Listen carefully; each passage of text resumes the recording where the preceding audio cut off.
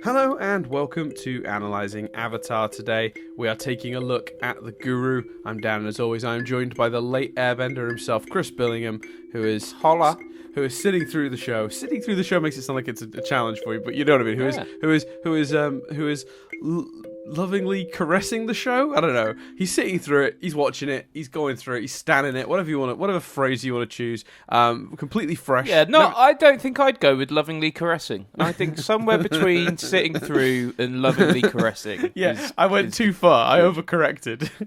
Yeah. So he's watching the show for the first time, and we are at the Guru, the 19th episode of Book 2, Earth. Very exciting. Nearly at the end, man. Yeah, it's weird, isn't it? It's so weird to think we've It's a shame. I literally hit play on the episode going, oh man, I don't want to, it's a shame to stop Avatar. But then I always when we do rewind reviews, in my head I'm going, I don't want to do rewind reviews. And then when we finish rewind reviews, it's always like, I don't want to do Avatar. So, the same thing happens every time we get into the show or the thing we're doing. Yeah, and then we just want to keep doing that, and the idea of change is like, ugh, icky. No, I like this thing. Don't make me do that thing. And then it's always works out for the best, because we have way too much fun doing rewind reviews considering what it is. Yeah, I think it's just because the first movie's awful. So yeah. So I will say, for those who are listening who don't know what we're talking about, when we finish, this is a perfect opportunity for me to briefly mention, when we finish this series of Avatar, there'll be an 11-week break before we come back for Book 3, where we do Rewind Reviews, which is our podcast where we review basically old movies, usually ones that have a nostalgic connection for us, like movies from our childhood and sort of early formative years, basically, because it's quite a loose description, because we always say childhood, but we've done movies that we watched in like college and uni, and and the most recent one that we're doing is not a nostalgic movie at all. Chris just opted to get revenge because I chose Joe's Apartment last year by choosing All About Steve. Is that what it's called? I do have a story about it, but we will do that on the podcast. Yeah. So stick around on the channel for that, or if you've never listened to any of our Rewind Review episodes, they're all up now on the YouTube channel and various audio platforms. Look at me plugging away. Anyway, excuse me, I've got a particularly tickly throat, it turns out, this morning, which I didn't realise until we started talking, which for a podcast, not great. This is still the effects of having had COVID. So fun times. But that's that's awful. But let's. I'm suddenly conscious that it's been 3 minutes and we're not chatting up. Usually we've been better, Dan. We've been less detours. Well, to be fair, it says 3 minutes on your timer, because if you remember, we spent about a minute and a half discussing your terrible clap. Chris, I've deducted that. It says 4 minutes. Oh, I see. My bad. Anyway, so it's because I was basically trying to put off doing the recap because I knew my throat was tickly. I was waiting for it to calm down. It didn't. This is the episode where Aang finally reaches the which air temple? Eastern? I want to say Eastern. Yeah. Whichever air temple Guru Patik is at. And is taught all about chakras, and is being basically taught how to let go of many of his earthly attachments and feelings in order to allow himself to connect to the sort of cosmic energy of the universe. This is Luke Skywalker when he gets a vision of his friends in danger, or particularly Katara, and he can't let her go. So he chooses to run off, basically. Meanwhile, I'm trying to remember, because I've watched both of these episodes, so I get the trivia done in time. And right. So I'm trying to remember the where the other plot lines get up to in this episode. What? I'll tell you what, Dan. Why don't I just quickly, off the top of my head, have a stab? After the group receives letters that were confiscated by the Dali and splits up temporarily, Aang meets Guru Patik, who trains him in the mastery of Avatar state through unlocking the chakras, as you just said. Sokka reunites with his father for the first time in years, and Toph is captured by X-Fin and Master Yi, who transport her to her parents' estate, though she escapes by heuristically bending metal bending. Azulu forms a scheme with Long Fen to overthrow the Earth King, and Katara is captured. And, as you've said, sings a vision of an endangered Katara and abandons the training early to save her, against the wishes of the Guru. Off the top of my head, Dan. Top of my head, that bad boy. Very good. You should do those all. You should do the recaps every week, Chris. Yeah. It almost sounds like you have a description that's been pre-written in front of you. Almost. On a completely separate note, by the way, Dan. Just for random reasons. Not that I looked at anything, but I can confirm it's the Eastern Air Temple. Eastern, sure. Which I think is what I not said that when I I took a guess, but yeah. Yeah, no, I'm just confirming because you were like, I think it's Eastern. I'm just saying it is Eastern. It was either because I remember because we did the Southern and Northern last year, so it had to be either, and I couldn't remember. But actually, no. If I think about the map in my head, it has to be the Eastern physically because it's the one nearest to the Earth Kingdom. Anyway, yeah.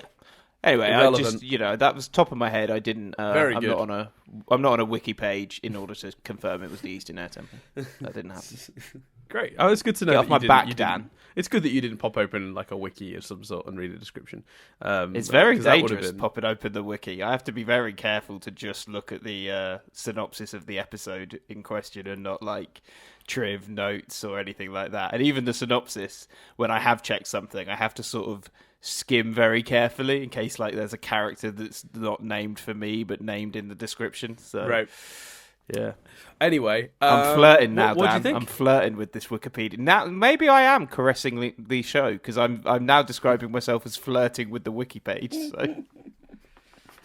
What did you think of the episode before we get back down that route? I really enjoyed it. It's funny, isn't it? Because this isn't a nitpick or a complaint, but it's amazing how this show like just builds problems on top of problems for these guys. Do you know what I mean? Like, there's already enough setup, and now they're like, oh yeah, he might not be able to get back into the Avatar state. It's almost like, oh god, like it was tense enough. Like, do we need that as well? Like, so yeah, I felt a little bit like that at the very end. I'm like, oh wow, you just chuck. Sometimes this show just chuck stuff at the wall, doesn't it? These two episodes are very Empire Strikes Back. Like we talked about the gang being scattered at the end of the previous episode, a bit like at the end of Empire Strikes Back when it's like, Han's gone off and like, it's all been it's all thing. But I mean, you want to talk about Empire Strikes Back, like Luke having the vision of Leia and Han in trouble and bolting off to Cloud City against Yoda's wishes because he's supposed to finish his training. I mean, what does that sound like to you? Yeah, sounds like Empire Strikes Back now. But it also sounds like this episode of Avatar. Yeah, that we literally just watched. And it's, I liked it though. I thought the episode was great. I thought the Toph stuff was a lot of fun. I just love seeing her so powerful. I love the moment where she's like, never forget I'm the most powerful earthbender in the world. I was like, go on, Toph. So I can't imagine. So good. I imagine you paused it, you jumped up, you danced around the room. Mate, I've never watched this episode without raising a fist for Toph. Like, just, power, just bang. Yeah, absolutely. Absolutely. So, I felt like we needed a little more... maybe. No, did we need more Sokka and his dad? Nah, we got plenty. We got the emotional reunion. We got that I'm proud of you moment. We got that. What was quite nice is there was such an obvious like they're so. I think I really liked the moment where Katara discovered Zuko and Iroh because they've both been in Ba Sing Se for so long now that you've kind of forgotten that they haven't seen each other. Right. And because Zula and stuff appear, you're like, right, and she even says, like, I'm going to go find, it's time for a family reunion, I'm going to go find him sort of thing. Your mind is only concentrating on that. And so then suddenly when Katara sees him, you're like, oh shit. Like, yeah, of course. Like, they don't know they're there.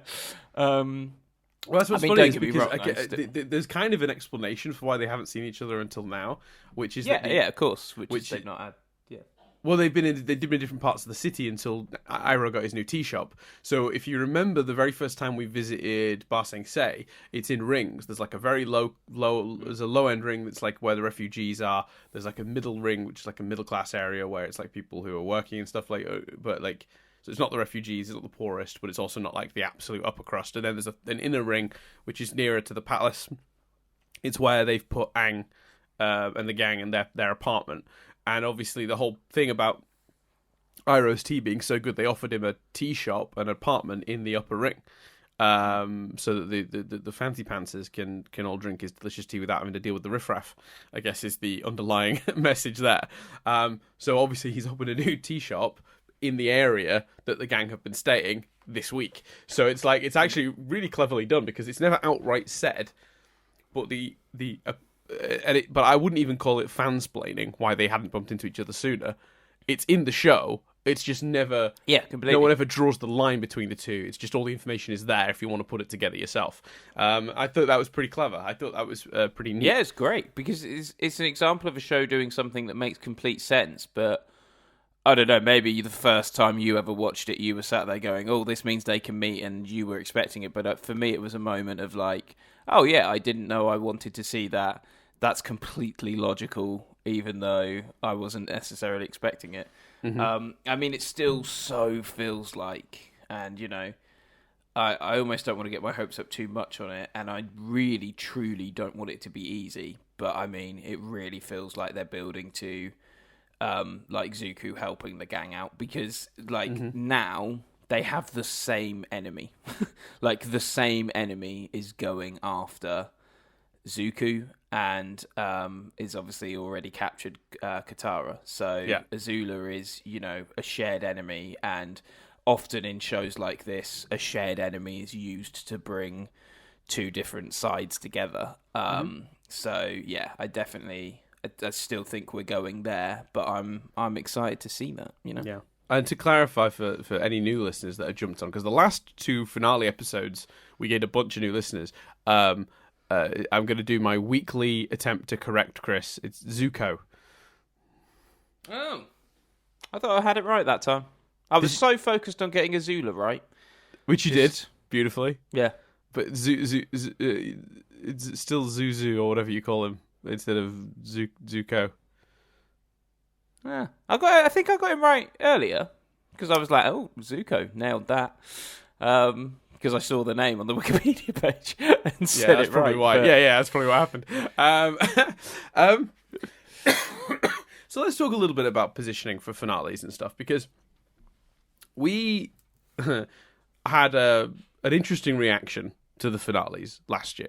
Now, I've never had a problem with the finale of season 1, but when rewatching it for this, I had the experience of discovering it's actually a little bit mishandled from a writing perspective. And we both felt that way when we rewatched it, which was really fascinating. When we rewatch it with this eye to critique, you know, because that's what happens when you do a podcast about a show, is you're forced to think about it in a way you've never thought about it before. Episodes that sort of washed over you as sort of banal, not filler, but like, you know, it's just like, the weakest episodes of the show, if you're binging the show, come and go so quickly, you don't even have time to think about whether they were weaker than other episodes, you know. As long as they were entertaining enough. Not my mic, sorry. As long as they're entertaining enough, it's fine, right? But last season, we really did react, interestingly, I think, to the finale, because we praised the first episode of the finale, the two-part finale, as being this great setup, and all this drama and tension has been set up. We had some concerns, mostly aimed at the second part, as to how it paid those off, and how it sort of almost forgot the plot lines it was setting up in the previous episode and decided to do something different, which kind of made the build-up feel pointless. With that in mind, were you watching this episode with trepidation? Did that play on your mind at all, watching this one, which has all this great setup? Did you go, oh, I hope they actually follow through and all this? Or was that so long ago you've basically forgotten that was our reaction? And then a sub question to that.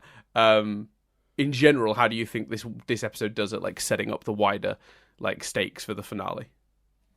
It was so long ago that I hadn't particularly remembered that. When you were reminding me of it, though, I feel like I can't remember the exact logistics, but I feel like part of the thing with last year was there were different stories, naturally feeding to different places. You know, whether it was Aang getting captured by Zuko, Hey. or whether it was, the stuff with Sokka and the girl that he loved, etc. Whereas Yue. with this, Yue, all right, I got Zuko, didn't I? No, you did. I was very impressed. I was just because look, I've listened to podcasts where people can't remember character names and I can. I'm saying it. So it like because otherwise the listener is going Yue. It's Yue.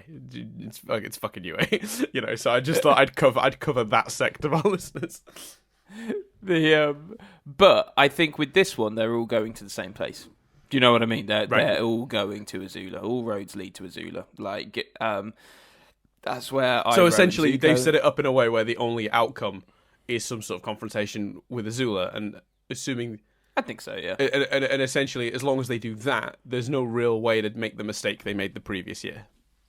Yeah, I mean, there's also the whole kind of stuff that Aang was learning and all the kind of Yoda of it all. But I think, again, like, something happens which makes him see he needs to let Katara go temporarily. He'll unlock that state. He'll get control, I assume. And that's genuinely not, like, if anyone's like, he's referenced Wikipedia and now he's saying that, if that's right. It's not. It's just that feels like the logical way for it to go. So that's what I'm assuming happens. And even that could be easily tied into the Azula stuff. So I'm not as worried. I'm not as worried. That's because I wasn't worried last time because it was the second episode. I'm not, based on last year's experience, I'm not concerned going into this because I feel like the threads aren't as separate, and they all point to the same place. Yeah. You see a really straightforward way for them all to come together in a way that'll be satisfying. Whereas last year it was a bit messier.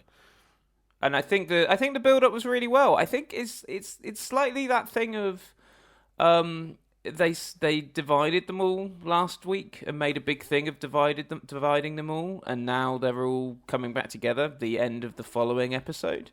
Part of me goes, maybe they should have separated earlier. Maybe they should have. We could have had a plot where Sokka feels like his dad isn't proud, and so Sokka does or goes overboard trying to make him proud, and then at the end Sokka's dad's like, no, of course I'm proud.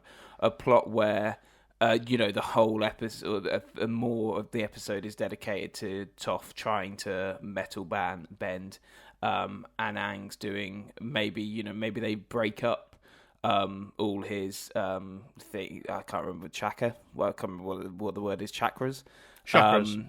Chakras. Maybe they divide them up a bit because it was a bit like, fucking hell, we're racing through these. I mean, some of them were literally like, "This is what you do, Flash. You've done it. Woo!" Yeah. Well, we'll talk about that because that's my contention with the episode because that's not just some of them. That's pretty much all of them.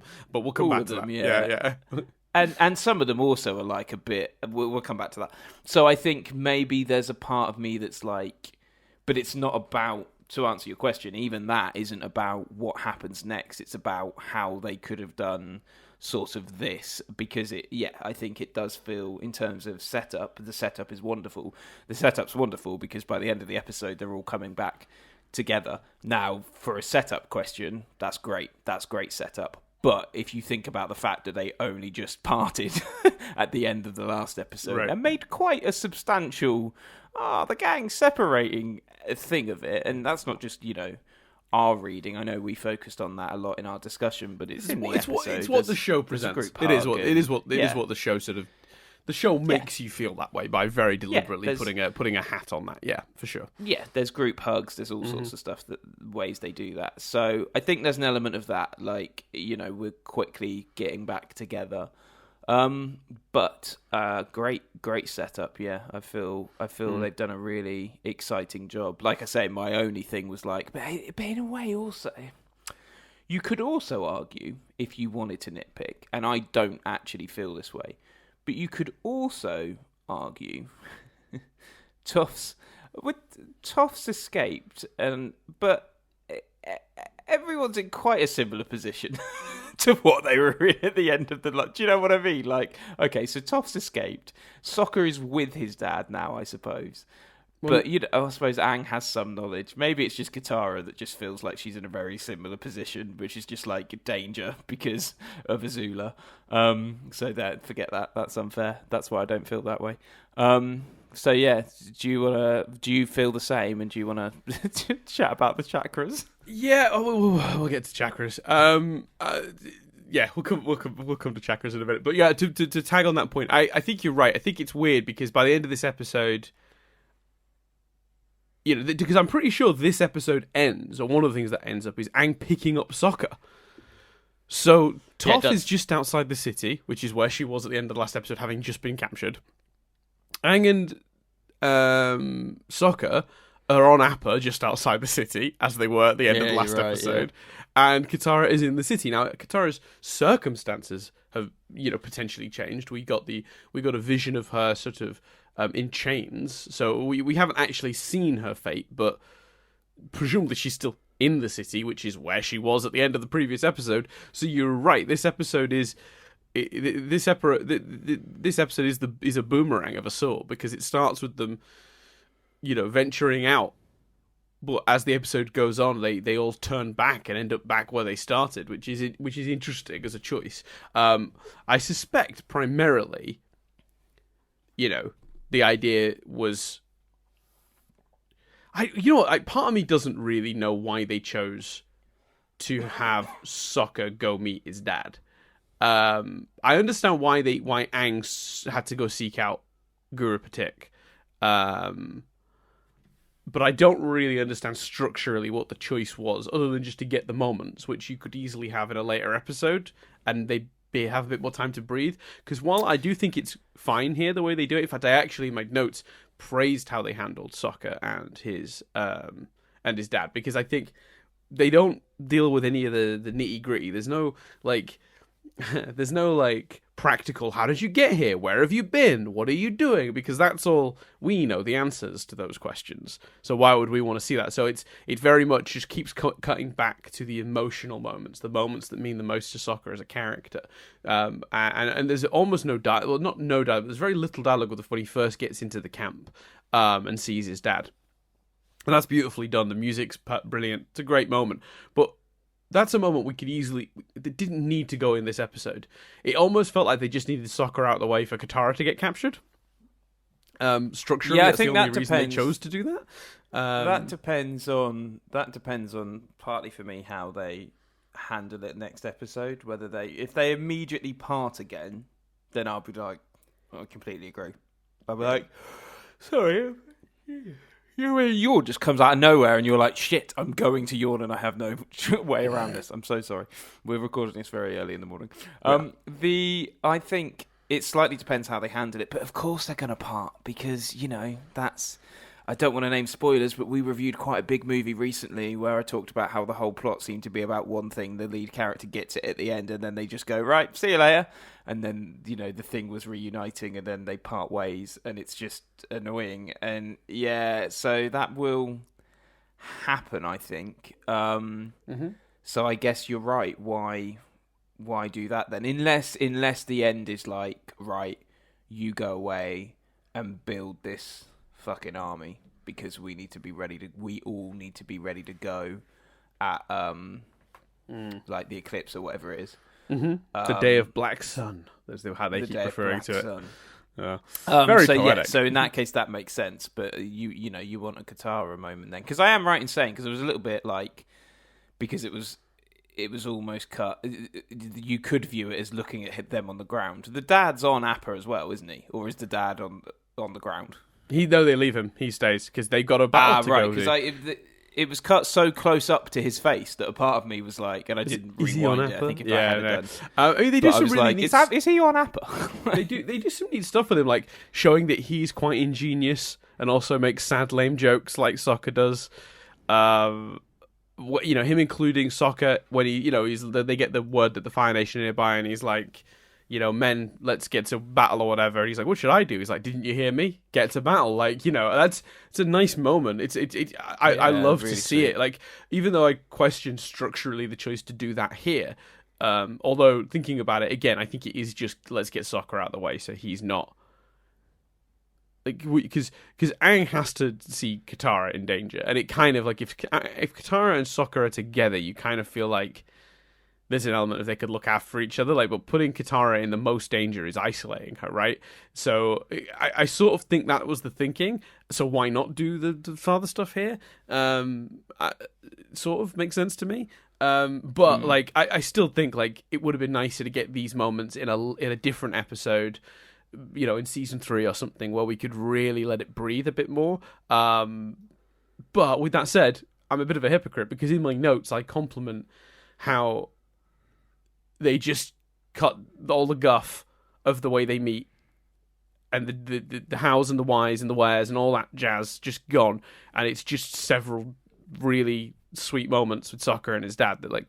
But I think you could cut back to them, and his dad's going, and she does all that blind? Like, do you know what I mean? An implication that we are at the end of Sokka's recap. Right, that would have been nice. Yeah, you're right. That's a good thought.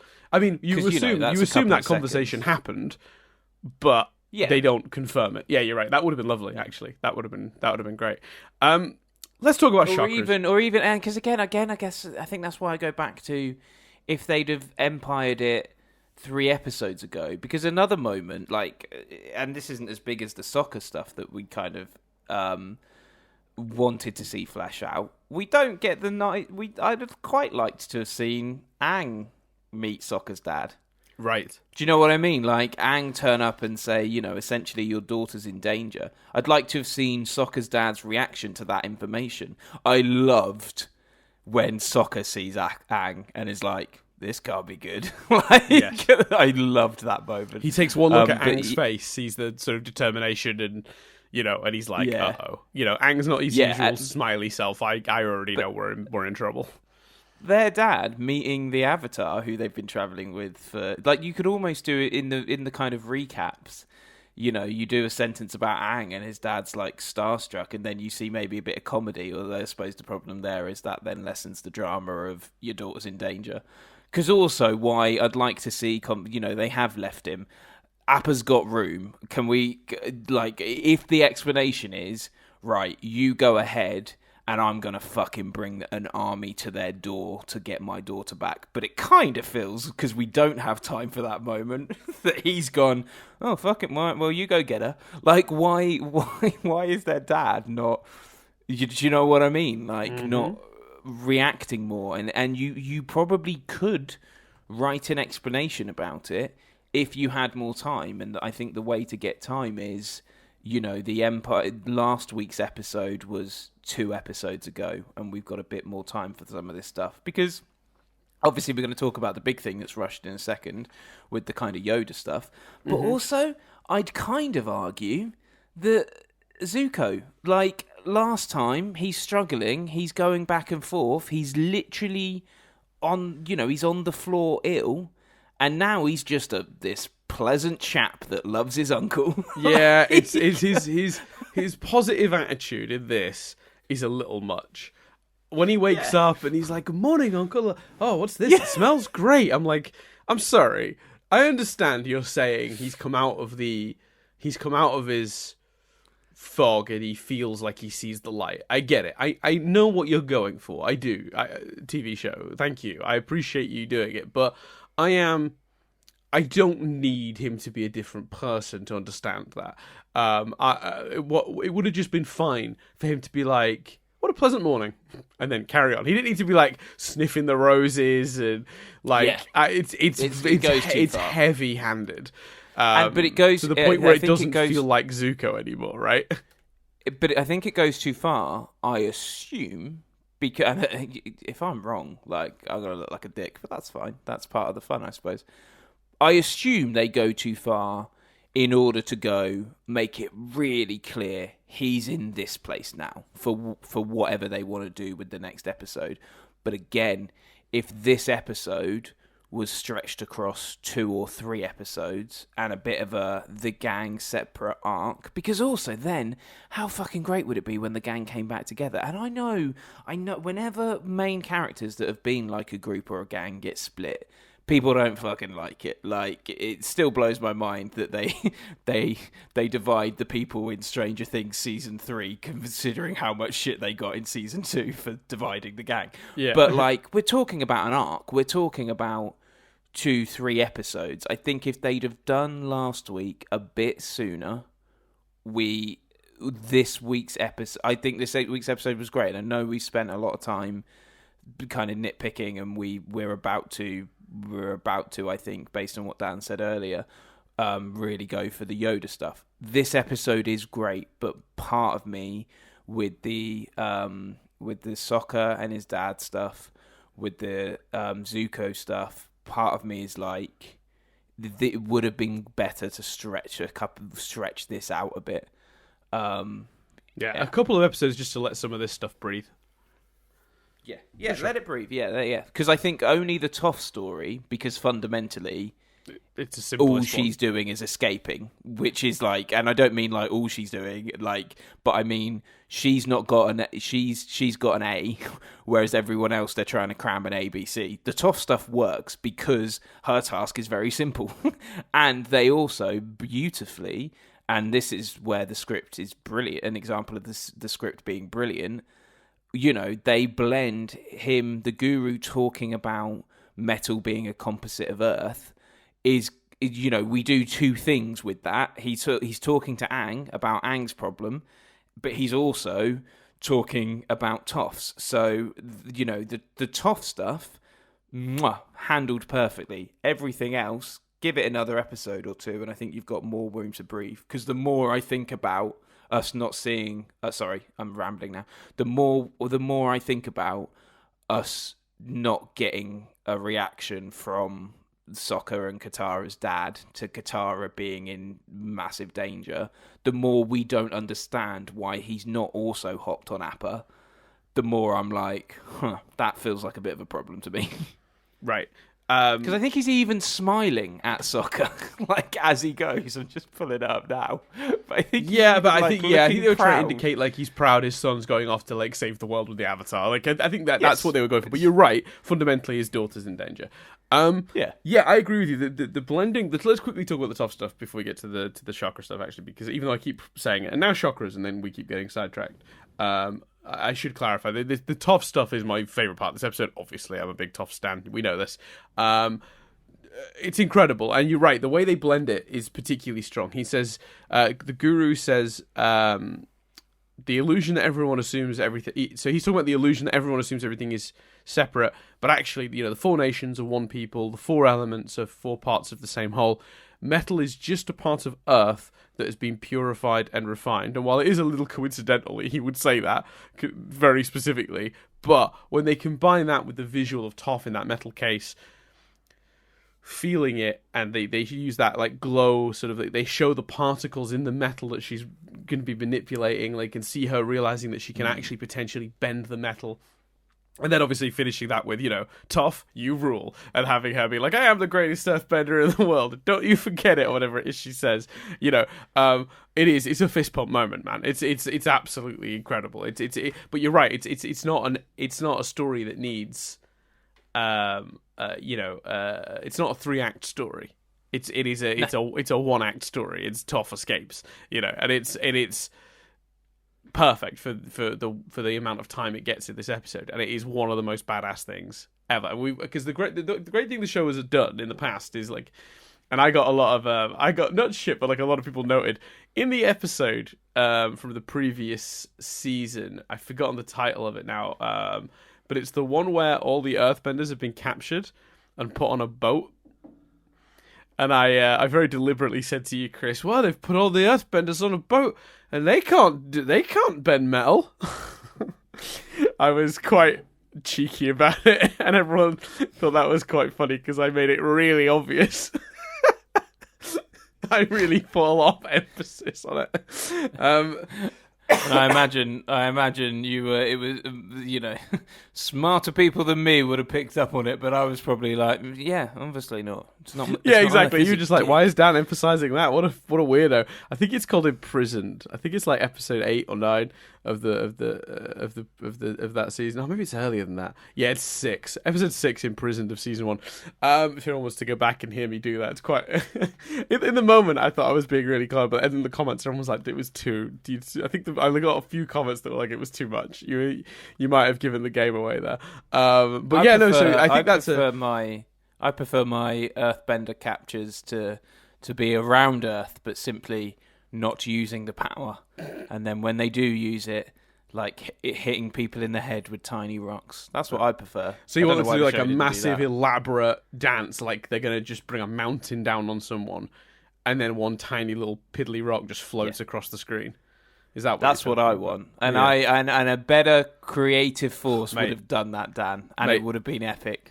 If that's what you're after, have I got a movie for you? It's called it's called All About Steve. The tough stuff's amazing, and I will say as well that the show constantly demonstrates that bending an element in certain contexts you can be used in different ways, right? We've had examples in the past of like really, really talented benders being able to do things beyond the simple. We look at Azula and her sort of lightning powers. Is just the closest example to what we're dealing with at the moment, because Azula is obviously kind of the main threat at the moment. I love when the show adds these sort of like extra abilities that the really talented benders can do, because it's just like, oh, if you push your body far enough, like if you get good enough at a thing, you might be able to like break boundaries, and Toph's obviously a true master, like maybe podcasting. The greatest earthbender on the planet. Like she's not, is she the greatest earthbender in the world? Probably. Is that completely awesome? Yes. 100%. That's completely awesome. So yeah, I'm a big fan of that moment, and as you pointed out, the way they blend it into the Aang stuff is great. Should we talk about chakras finally? Let's just do this. So, a little dip. I think the real problem with the Katara stuff is the. Let's talk. A little early triv. Just a little sneak some triv in now because it's related. Preview triv. So in real life, the concept of chakras originated in ancient India and forms sort of part of quite a few different sort of philosophical, spiritual, and religious systems. For example, the concept is found in early traditions of Hinduism. Beliefs do differ between the Indian religions, so like many Buddhist texts refer to 5 chakras. Hindu sources sort of have 6 or 7. So the show matches them quite closely. And when I googled chakras, a poster came up on Amazon. I don't know why you would buy this poster, if I'm being honest. I feel like it's not something you'd want on a wall, but I don't know. But it was a diagram of the human body with each of the chakras labeled on it. It was like that. I guess you'd buy that if you like ran a spiritual center, maybe, and you wanted to have the chakras listed on the wall, maybe like a more of an educational purpose than anything else. I couldn't imagine somebody putting that in their home. That'd be like putting a picture of your anatomy on your wall at home. It'd be strange, but the poster exists. But I looked through them, and they match really closely to the chakras described in the show. And for those who don't remember or haven't seen the episode recently, the episode just explains chakras by saying that it's they're pools of energy inside of us, and they flow into each other. And if a chakra is blocked, then the energy can't flow to its fullest. And very conveniently, Guru Patikis handed a series of pools that drain into each other that are blocked by moss to perfectly demonstrate chakras. Which is funny because when he first talks about chakras, he assumes Aang knows about it. So why did he bring Aang to the pool at all? He was expecting Aang to go like, because he says, "What do you know about chakras?" And they're already stood at the pool, and Aang's like, "What are chakras?" And he's like, "Oh, okay, I'm gonna have to explain this from scratch." Yikes. And then he goes into it, but he's already at the pool at that point. So first of all, in nitpick corner. Oh, by the way, Chris, have you got you got some snacks and some water? Mate, if there's one thing you know about me, I've always got snacks. Oh well, we're heading on a hike, mate, because we're going right up to we're going straight to Nitpick Corner. I say straight. Nice. This is the longest journey to Nitpick Corner of all time. But do you know why? Do you know why I've always got snacks, Dan? Go on. Because I do a podcast with you, and you, sir, are a snack. Snack's like a term, but that snack means like sexy, doesn't it? Is that how kids talk these days? I'm sure I've heard that term. I'm sure I've heard like, oh yeah, he's a right snack. Oh yeah, that's correct usage of that. But I didn't expect to hear you using it in that way. But sure. Yeah, about you either. Oh no, I expected you to say it about me, obviously. Oh yeah, I'm only human. Yeah, you are exactly correct. That's not what I'm questioning. It's the choice. So anyway, so the pool thing is ridiculous because it's like, how convenient that he just has a pool, a series of pools that blend into each other that are blocked by wants to demonstrate. Like he pre-set it up, like he'd spent months building it. Like it doesn't, but yet he expected Aang to know about it. I don't know. Anyway, it doesn't matter. So the convenient pool helps him demonstrate how chakras work, which is that each pool of energy flows into the next, and each chakra represents something different, and they can all be blocked by something different and can stop energy properly flowing. I think the exact quote is, each chakra has a purpose and can be blocked by a specific kind of emotional muck, which is very, again, extremely close to the description you'll get if you Google real world chakras. So very quickly, the Earth Chakra deals with survival, blocked by fear. Now Aang fears Zuko, his friends getting hurt, himself in the Avatar state, and confronting the Fire Lord. And we get a flash of all of these things. These are extremely deep fears for Aang. And Guru Patik says, let go of them. And he does. The Water Chakra deals with pleasure, but it's blocked by guilt. Aang feels guilty for running away as a child. Now this is a big thing for him. He abandoned the entire world and allowed this war to happen. The guilt he feels about the Fire Nation's circumstances and the lives, which are the lives he's hurt, is incalculable. 100 years of war because he made the choice to run away. The guilt he feels for that would be a part of that character for the rest of his life. The Guru tells him to forgive himself, and he does. Dan, listen. We've been doing podcasts together for 9 years, right? And we've known each other, I think, for 12, 13 years. And a lot of people wouldn't pick up on this, but I know you and your nuances well enough to know that there's something in your tone, right, which suggests you think maybe it's a bit rushed. That's what I'm picking up on. Yes. Well, yeah. I mean, claiming the character has resolved these, or even been able to temporarily put aside these concerns, seems unlikely. So very quickly, the last couple, I won't do the same bit because we've done it now. But yeah, the Fire Chakra deals with power and is blocked by shame. Aang is ashamed about how he lost control of fire and hurt his friend that time. He tells him to just accept being a firebender as part of him, and he does. The Air Chakra deals with love and is blocked by grief. Aang has a lot of that. His entire race died, arguably partly his fault, although I do think he's particularly harsh on himself on that point, because I think the Fire Nation would have probably ransacked the air temples regardless, and he'd probably be dead too. Also, only the airbenders. Justice for Jet. Get it hashtagging. Yeah, justice for Jet. Then we got the Air Chakra that deals with love, blocked by grief. Aang has... Oh, no, we've done that one. We just literally the one I just did. Sorry. Sound Chakra deals with truth, blocked by lies, even the ones we tell ourselves. Aang lied originally about being the Avatar, and they kind of imply that it's more about how he just denied that part of himself for a little while, which is how he escaped in the first place. And he's told, you must accept you are the Avatar. So he does. That one I do think is fine, because that one felt like it was reaching anyway. It's like, right. The last couple a little. The next one's pretty similar actually. So the Light Chakra it deals with insight and is blocked by illusion, and that's the illusion that everyone assumes everything is separate one. So he unblocks that chakra, I guess, by understanding that everything's connected. Fine, I guess that one I kind of like. Same problem. With the last one, it's like so loose anyway. I kind of get it. The thought chakra deals with cosmic energy. This is the last one. It's blocked by worldly attachment. The thing that means the most to him, the thing that attaches him most to this earth, to this plane, is his love for Katara, which he outright states here.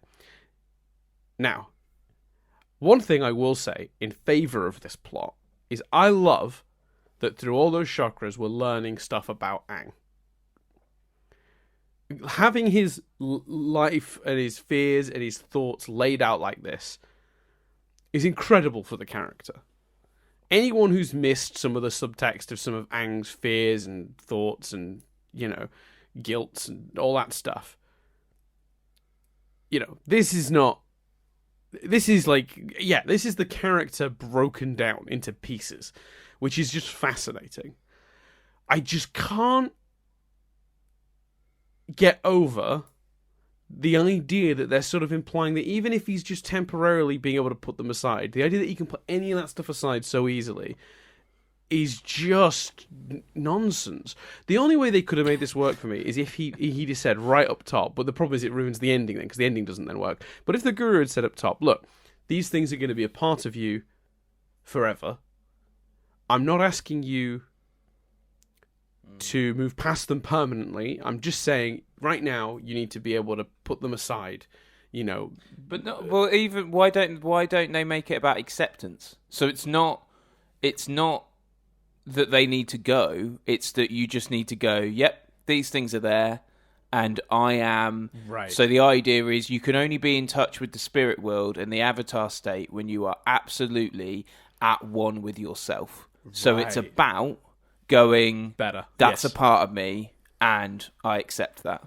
Right, and that might even be the fansplaining way of saying. Yeah, I think that might be. Yeah, I think there's going to be as some I said people that I in was the like, comments defending it for sure, and that'll be the explanation. That's a great explanation, but it's not stated, and it just feels like you're going character development.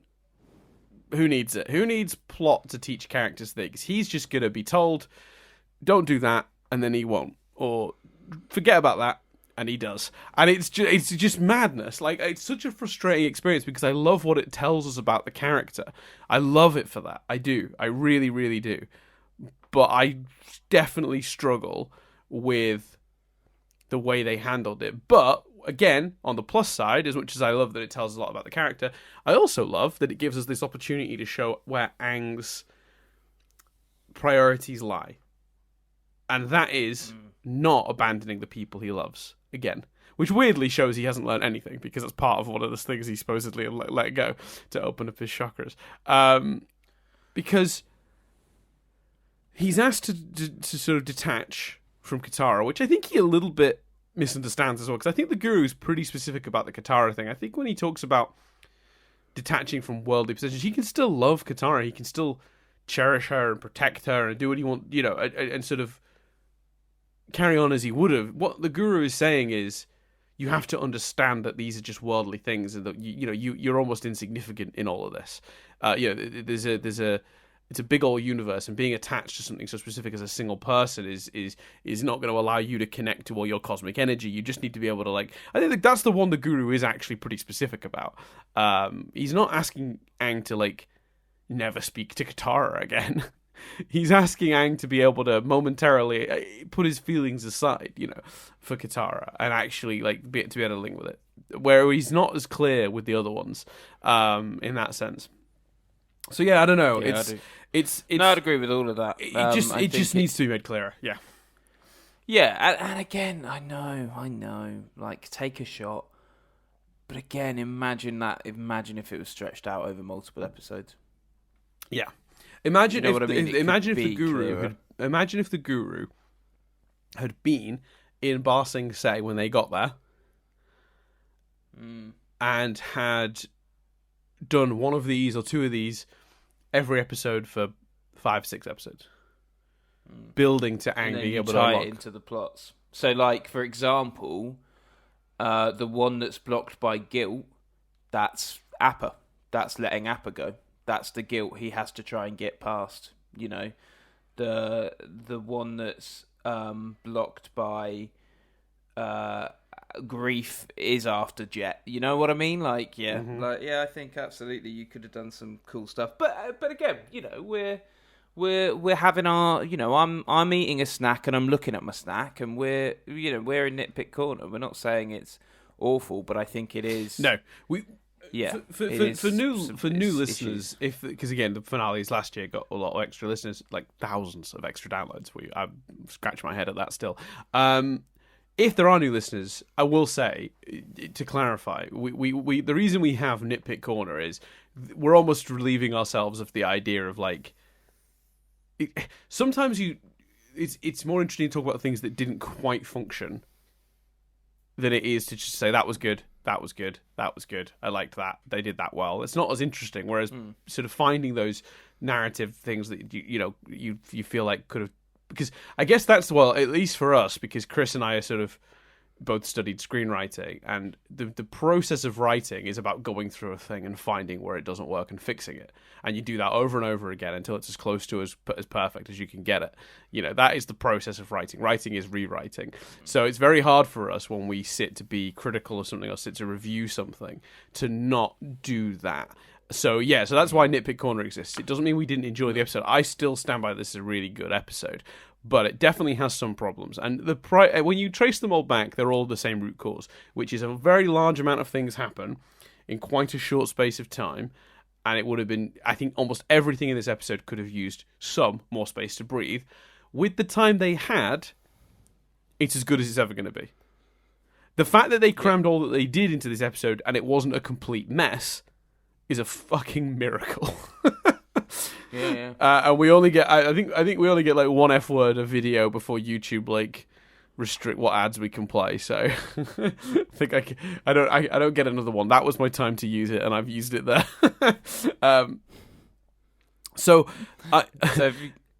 For emphasis, what other notes have you got, Daniel? Azula's plan. If we talk a little bit about Azula's plan to take Ba Sing Se from the inside with the assistance of the Dai Li, I think that's genius. Finding a group already there that are unhappy with the way things are going, and sort of like, because you can't march an army into Ba Sing Se. That's the problem, right? She's been able to slip in as three individuals, in disguise at that. She's not exactly going to take the city down, from the inside if there's just three of them. So there's a lot of bodies and there's a big old army. I mean, Azula's amazing, but, thousands and thousands of men, attack her at once. She's only going to be able to burn so many of them before somebody, before they overpower her in just sheer numbers. So she's not an idiot. Yeah. I love that Azula is a real... she's quite strategic. That's what makes Azula so threatening. She's physically a threat in a combat situation, but she's also very, very smart, and getting in, she is identifying the Dai Li as being a potential weakness, and therefore planning to use them gives her bodies. It gives her and very, very talented ones at that. Like the Dai Li are the elite, right? They're like they're the top tier earthbenders that the Earth Kingdom has to offer. They're some of the best ones. So like the idea that she's gone straight for them is so smart. One, that she observed that was an option, and two, that she she immediately knew that was her chance to sort of like seize control.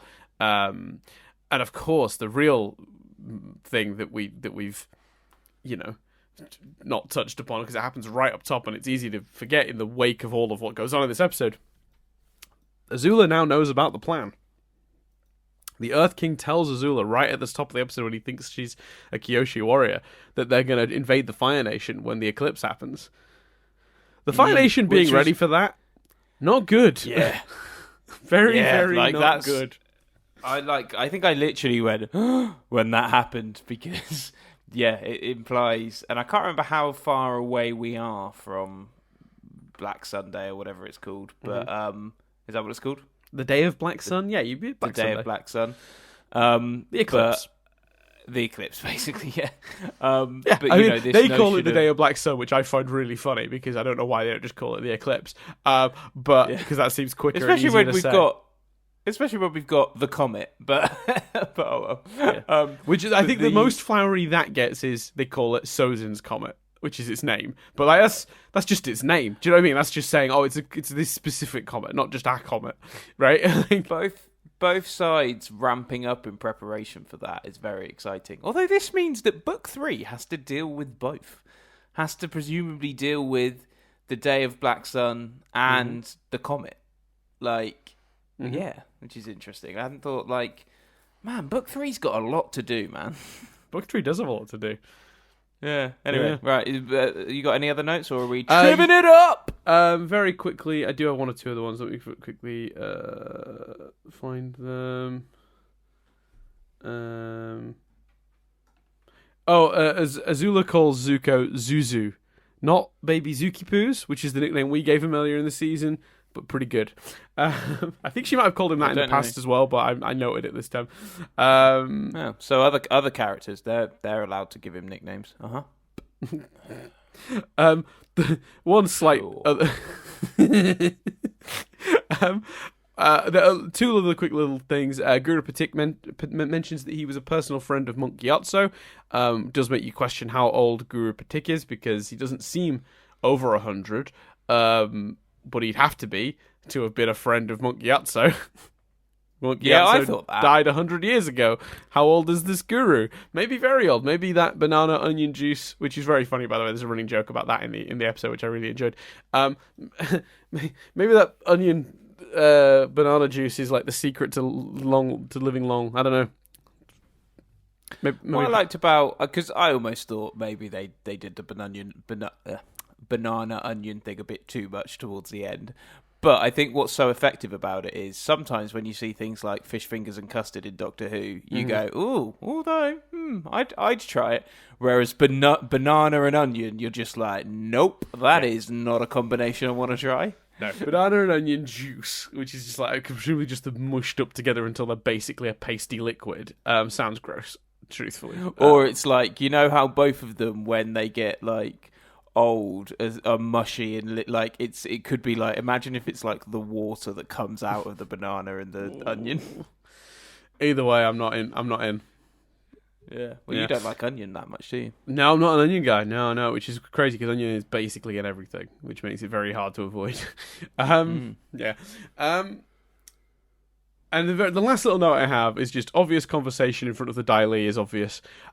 As much as I respect Azula's plan, her approach of just talking out loud in front of the Dai Li is pretty lame, if I'm honest. That's fair. Just venture down to the cells and talk to Long Feng yourself. The king trusts you implicitly. Just say, "I'd like to interrogate Long Feng." Yeah, which would save us a bit of time as well. Seems straightforward. Anyway, moving on. The trivia time. Triv it up, as you would say. Triv it up! There we go. It always reminds me, there's an Anti-Donna sketch where they do like a roll call, and he's just saying, he's just reading from the register at school, and it's different people. And one of them is, person who always interrupts me while I'm doing the roll. Oh, I guess they're not. And as he's saying, I guess they're not here then, they go, "Here!" And he's like, "Damn it!" And that's what I feel like every time you say "triv it up." Every single time. So we've already done the first part of the trivia, which obviously just went... Triv it up! Damn it. You got me every time. I mean, too. I couldn't not. You know? I know. Yeah, I set it up. So I there's a couple of bits trivia related to the chakras. With the first one we've already covered, which is the real world connotations, but also the changing hand positions that Aang uses while opening the chakras is the actual positions used in real life called mudras to open the chakras. So you do that while you're meditating. It's a real thing. They borrowed the physical movements as well. In Hinduism, the second chakra is actually located in or near the sexual and reproductive organs and is related to pleasure. Due to this fact, it's the one chakra whose location was not stated in the show's dialogue. Because you'll notice he was like, this one is located at the base of your neck or whatever, and he named where each one was because they move up your body from your feet, which I thought that was really clever, by the way, because I was just like, Earth Chakra, feet, yeah, your feet touch the ground. Water Chakra, a little bit like Vega, I guess, your bladder is somewhere there. Fire Chakra, you got fire in your belly, it's in your belly. I'm basically making this up at this point. Air Chakra, lungs, just above that. Sound Chakra, that's your ears. Light Chakra, where your eyes pick up light. And Thought Chakra, that's your brain. See, Dan, you've gone from criticising the fact that they went through them really quickly to seemingly suggesting that you wanted more. Yeah. Well, that's my credit. Well, give me more. Explain it properly. I like to think they did it's just like, much like a lot of the soccer dad stuff. He did and this one is your horny chakra, but we just don't see it. That's how that dude's lived so long. Yeah, it cuts back to Aang, who is like 12 or 13 at this point. And he's just like, what do you mean my reproductive organs? I think that's... Yeah, we've done that one. So the next one is the colours of Aang's vision for each chakra mirror the colours traditionally associated with the corresponding chakras. So the first is often red, orange for the second, yellow for the third, through to purple, which is coincidentally the same order in which they are arranged in the visible spectrum. I would argue that's probably not coincidentally, but selected, but hey-ho. Red having the lowest frequency, orange the second lowest, the third through to violet having the highest. So that's all the chakra stuff. That's chakra talk for this week out of the way, finally. I don't want to have to say the word anymore. I'm banning it from being talked about in any future episodes, even if it comes up in the show. Man. The episode actually aired in the US along with Crossroads of Destiny, the next episode, as a 1-hour season finale. Some satellite services such as DirecTV, Netflix for the digital services, TELUS apparently, they all list and air the episodes together. So there you go. Which I presume, Chris, you had to watch half of this and then hit pause when the title screen for the next one came up, the title card. Yeah, but at least they do that with Netflix. Like with Avatar for some reason. Like a lot of shows where they strap them together, you don't get Seinfeld episodes that are together on Amazon Prime, for example. Bleed into each other, literally. Yeah, they just bleed into each other. Yeah. Yeah. This is the very first time Aang is openly admitted to loving Katara. Yeah, good point, Triv. It's true. That is the first time he said that. It was the first, yeah, and it was a nice moment. Yeah, but it is a little lost in translation because obviously that moment's a big moment, but it's like there's so much going on. It's like, yeah, okay, fine, yeah, you love it. We kind of knew, but like, thanks for confirming. But like, what are you about to leave? Like, what's going on here? It's lost in the episode a little bit. But anyway, so there was a cut dream sequence. Oh, go on, sorry. Were you gonna say something? No, I just said that's fair. Yeah. There's a cut dream sequence from this when Aang is trying to unlock his air chakra. It was kind of left unused in the episode and was replaced by the memory of the monks. Just the one where they appear and then disappear in front of him. So it was storyboarded, and the storyboards were shared by the episode's director on Tumblr in 2015. So in this dream sequence that was cut, Aang and Gyatso were flying on a bison with several fruit pies on its saddle, and then they interrupt a class of female airbenders by tossing the pies into their faces using airbending. And then everyone sort of enjoyably retaliates. They start throwing pie back, and it's like a fun thing. And then Aang turns back to Gyatso, laughing, only to find him transformed into a skeleton. Yeah, I mean that sounds great, but we don't need that in the episode. We don't. No, we don't need a pie-based dream in an episode. There's enough going on. Like it's doing too much. Yeah. I do like though that if this had been given more time to breathe, that is something we could include, because I do think the joy of the pie throwing, with the horror of suddenly turning around and realizing this is a person you could blame yourself for having gotten killed, even though we've discussed in the past like how responsible is Aang for that stuff. Different story, but it is it's a hell of a turn. And I'm glad that in a cut scene they explored his guilt over that. Hashtag justice for Jet. Hashtag justice for Jet. Yeah, I'm on board with this. Very quickly, we've done this once, twice before. A slight subsection of Triv. Shit Triv. This is genuinely in the trivia for this episode. Azula's line, "It's terrible when you can't trust the people who are closest to you," which she says to the Earth King, refers overtly to the fact that she, Ty Lee, and May are imitating the Kyoshi warriors. Thanks, Triv. Yeah. I mean, that's not true. That's just what happens in the episode. Well, it's fundamentally it's a compliment, isn't it? It's a compliment of the depth of the dialogue. But yeah, that's not true. Because it's so overt, like you pick it up, like it's just Anyway, we have a very quick not subsection, but another little thing to tag at the end here. We'll call this the "We Fucked Up" segment. Two quick things. First of all, the Hagia Sophia is not, as I stated, a fancy some fancy building in India. It's in Turkey. So basically, what happened was, it seems, I was Googling what it was, and I had found something comparing it to the Taj Mahal, and at some point in transcribing my notes, or copying my notes across, in my notes it was listed that it was in India. I've had many comments, many comments, some very polite, just pointing it out. The one that I'm going to reference here is from Punkfish, who is one of our patrons, who said the Hagia Sophia is not some building in India, it's in Turkey, the very small European bit, built in 500 BC, first as an incredible Byzantine church, later became a mosque, then a museum, and now it's used as a mosque again. Very fitting to be the source of the design for the library in Avatar The Last Airbender. Its name means something like holy wisdom. So that's very nice. Thank you for supplying that very thoughtful comment and information. The comment that was just like, how could you have possibly thought it was in India? Less helpful. But, fine. No problem. Okay, I understand the frustration, because the thing is, I obviously referenced having Googled it to get the pronunciation right. So it does seem like, how could you not know it's in Turkey? Like I said, it must have been some sort of copy-paste error when I was looking into it. So yeah, my apologies. The other quick "we fucked up" is, yes and no. We had a discussion where the joke was that neither of us knew anything about units of measurement, metric versus imperial, all that stuff. And I accidentally think I implied that the US uses metric, which it doesn't.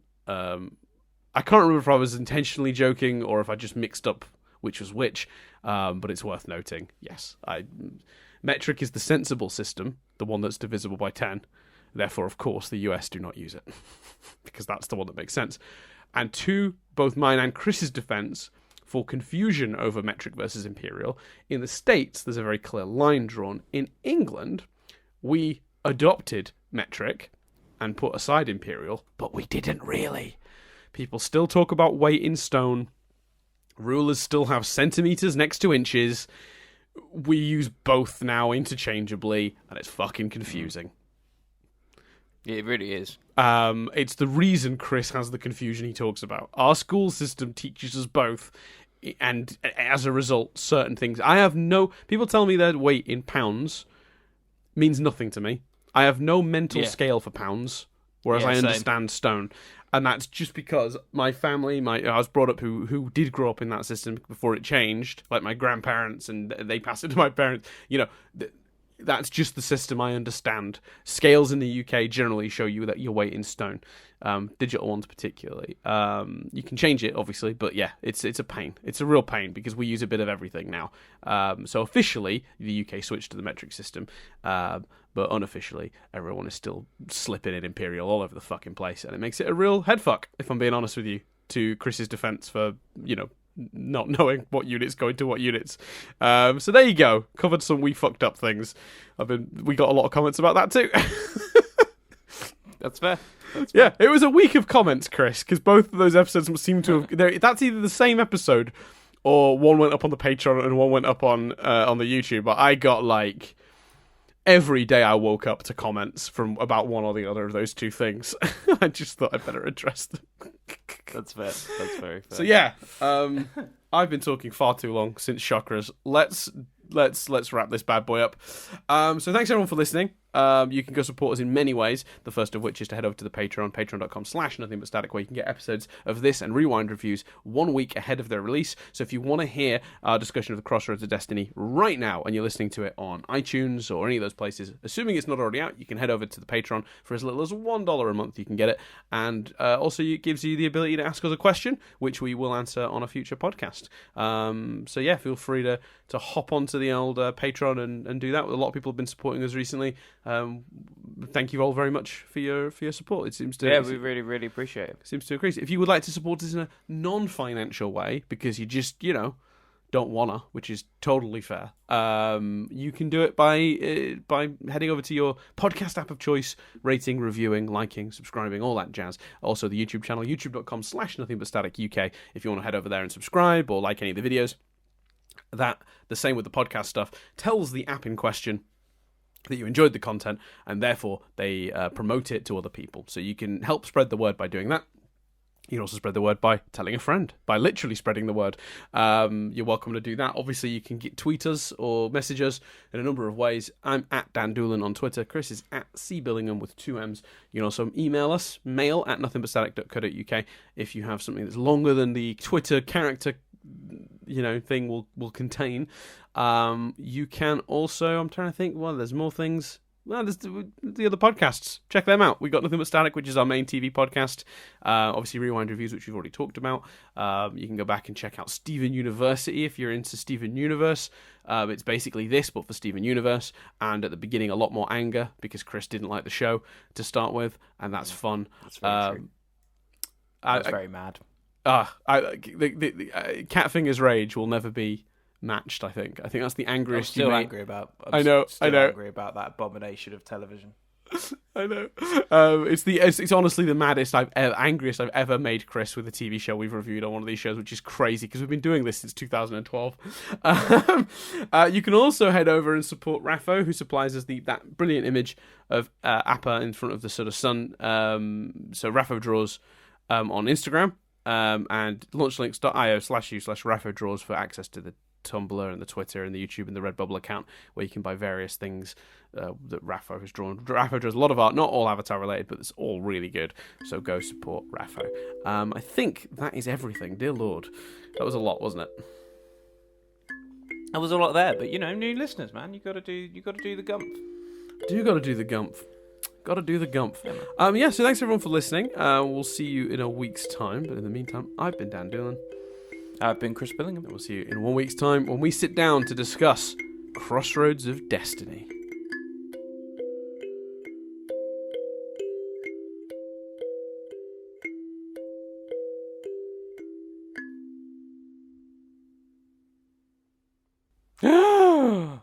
That got us a good reaction. I liked that. That was a good reaction, yeah. I made myself focus on it.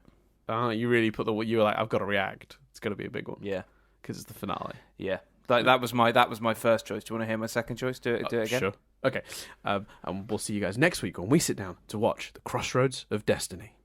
Whoa, mama! I think you made the right choice. Yeah, no, it felt as overt as it may have seemed at the time. Actually, a lot subtler than the second choice, wouldn't it? Very much so. Bye. Bye.